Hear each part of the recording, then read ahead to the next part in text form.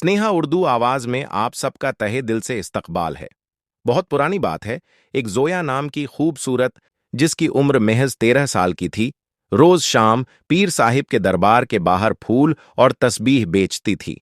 उसकी जिंदगी हिम्मत और ईमान से ही चलती है। एक शाम, जैसे ही जोया अपना सामान समेटकर घर जाने लगी, एक अजनबी नौजवान उसके सामने खड़ा हो गया। उसकी चाल धीमी, आंखों में कुछ अलग सी गहराई और मुस्कान में अजीब सी ठंडी नुमाइश थी। उसने जोया से कहा, एक फूल दे दो और तुम्हारी दुआ भी। जोया ने बिना कुछ सोचे फूल दे दिया। जैसे ही उनका हाथ टकराया, जोया के जिस्म में एक अजीब ठंडक दौड़ गई। ऐसा लगा जैसे हाथ में बर्फ हो। वह भागकर घर की ओर चली गई, पर रास्ते में उसे लगा कोई पीछे पीछे आ रहा है। उसने तेज कदम बढ़ाए और दरवाजा बंद कर लिया, लेकिन खिड़की पर धीरे धीरे 3 बार दस्तक हुई। पर्दा खींचते ही जोया का खून ठंडा हो गया। वही नौजवान बाहर खड़ा था, पर उसकी आंखें लाल सी चमक रही थीं। उसने धीमे आवाज में कहा, तुम्हें मेरी होनी चाहिए, मैं तुम्हें अपने पास ले जाऊंगा। जोया चीखी, दुआ करने लगी, पर उसका गला जैसे रुक गया हो। अचानक घर का हर नूर बुझ गया और कमरे में एक ठंडी सन्नाटा छा गया। उस रात जोया को कई डरावने ख्वाब आए। वही चेहरा, वही आवाज जो कहती थी कि तुम मेरी हो गई। अगले दिन जोया ने दरबार के पास के बुजुर्ग बाबा साहिब से मदद मांगी। बाबा साहिब एक नेक और मशहूर शख्स थे, जिनके दामन में लोग सुकून ढूंढते थे।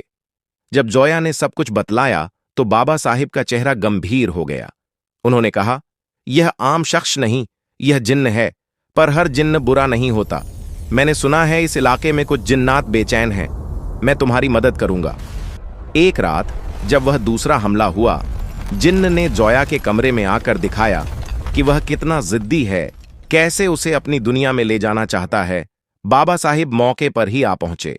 उन्होंने जोर जोर से कलमा पढ़ना शुरू कर दिया। जिन्न गुस्से में चिल्लाया और अचानक उसकी सूरत और भी भयानक हो गई। बाबा साहिब ने एक पुरानी झरीदार बोतल निकाली और उस पर तिलावत कर बोले, बिस्मिल्लाह।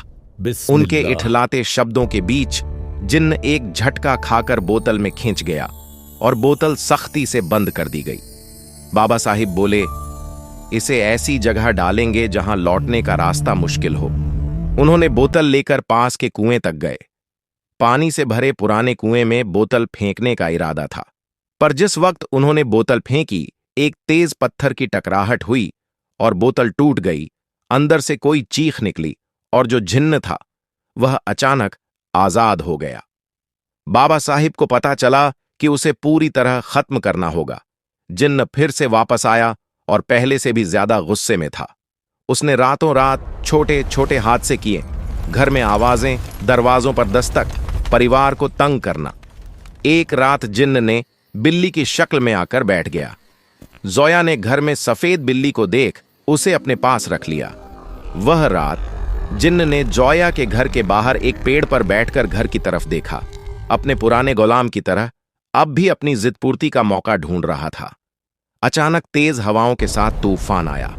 जोया अपने बच्चों और पति को सुरक्षित करके घर के अंदर आ गई। उसी वक्त जिन्न बिल्ली की शक्ल में अंदर आ गया और चुपके से घर के अंदर आकर बच्चे उठाकर चला गया। सुबह जब जोया ने देखा तो उसके दोनों बच्चे गायब थे। पास के ही कुएं में जब जोया ने देखा तो उसकी चीख निकल गई। उसके दोनों बच्चे कुएं में पड्ढे थे। जोया की चीख सुन फैजान दौड़कर जोया के पास आया और उसने मंजर देख फैजान ने आसमान की ओर हाथ उठाकर दुआ की। गांव वाले मिलकर कुएं के पास गए और वहां बच्चों को पानी में डूबा पाया। गांव में शर्म, दर्द और अफसोस का एक अंधेरा नजर आया। जोया और उसका पति फैजान सब कुछ देखकर बेसहारा रह गए और दुखद तरीके से उनके छोटे बच्चे कुएं में डूब गए। गांव वालों ने मिलकर बच्चों को निकलाया, पर वे बच न सके। यह जोया और फैजान के लिए एक ऐसा सदमा था कि सब कुछ बदला हुआ लगने लगा। जोया और फैजान का जीवन टूट गया। जोया, फैजान और आम लोगों की मदद से बच्चों को दफनाया, पर जिन्न अब भी उनकी जिंदगी में छाया बनकर रह गया। एक रात में जोया ने देखा कि एक सफेद बिल्ली उसकी तरफ देखती है और फिर बिल्ली अचानक गायब हो जाती है। एक रात जब जोया की आंखें खुलीं, उसने देखा कि उसके पति की नजरें लाल हो चुकी थीं उसकी सांस रुक चुकी थी। उसने देखा कि जिन्न ने उसे अपना कैद बनाया था। फैजान की ऐसी हालात देख जोया बेहोश हो गई। पास से ही गुजर रहे मौलवी साहिब ने जब जोया के घर को देखा तो हैरान हो गए। एक सफेद रोशनी उनके कमरे में झिलमिला रही थी। पास जाकर देखा तो जोया का पति का इंतकाल हो चुका था। मौलवी साहिब ने जोया को उठाया और आसपास के लोगों को बुलाया। फिर उन्होंने फैजान को दफना दिया। वक्त गुजरा। जोया अकेली इस घर में रह रही थी। जिन उसको हर वक्त परेशान करता। जिन्न ने जोया को डराया कि या तो उससे शादी कर ले या फिर उसके बचे हुए परिवार के बाकी लोगों को खत्म कर देगा। वक्त गुजरा, पर जिन्न का साया उनके ऊपर टिका रहा। एक रात बाबू गांव के मौलवी साहिब ने देखा कि वही सफेद बिल्ली बार बार घर के पास बैठती है और निगाहें टटोलती रहती है। मौलवी साहिब ने उस पर शक किया। उन्होंने अपनी टोपी के नीचे से एक तस्बीह निकाली और बोला, अब और देर नहीं, यह जिन्न पहले से ज्यादा शक्तिशाली हो चुका है। मौलवी साहिब ने अपनी किताब खोली और कुरान की आयतें पढ़कर उस जिन्न को पकड़ने की कोशिश की। इस बार उन्होंने भी उसे एक मजबूत बोतल में बंद कर दिया, आयतें पढ़कर, दुआ करके। फिर दोनों, बाबा साहिब और मौलवी साहिब, सोचा कि इतने खतरनाक जिन्न को सुरक्षित जगह पर रखना जरूरी है। उन्होंने ठान लिया कि उसे समुद्र की गहराई में नाव से फेंककर डुबा दिया जाए। वे बोतल लेकर एक छोटी नाव में बैठकर खुले समुद्र की ओर निकले।